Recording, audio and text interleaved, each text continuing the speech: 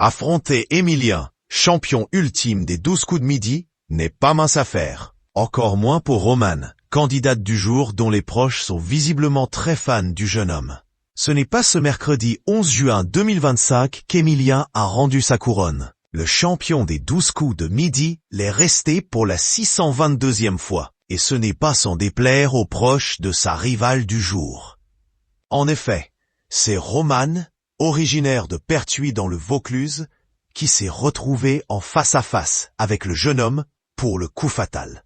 Et si ce n'était pas déjà assez angoissant de se retrouver en duel face au plus grand champion, à la cagnotte dépassant les 2 millions d'euros, la coach sportive partait déjà vaincue.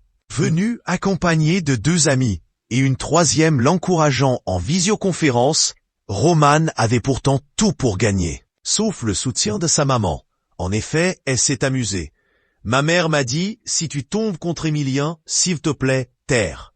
La candidate du jour a avoué que sa famille a sa petite préférence pour son rival. Ils sont fans de lui, je n'y peux rien, plaisantait-elle avec un sourire. Bonne joueuse.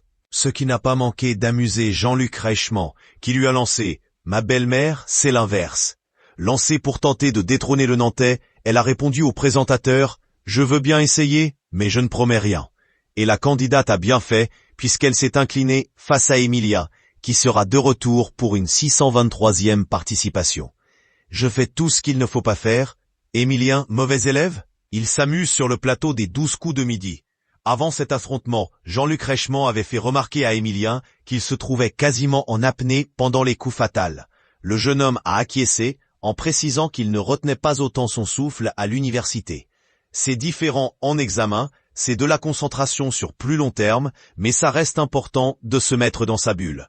À l'approche des premières épreuves du bac, l'étudiant en histoire a refusé de donner des conseils aux téléspectateurs. Je pense que je révise plus et mieux pour ici que pour mes cours en général, s'est amusé le champion. Je fais tout ce qu'il ne faut pas faire pour mes cours.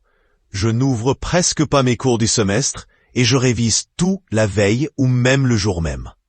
Et je me fais une grosse fiche de révision en essayant de tout retenir au dernier moment. Est-ce que le champion ultime a finalement trouvé une méthode insolite pour réussir tous ses examens? Rien n'est moins sûr. Alors qu'il glisse, ça ne marche pas vraiment.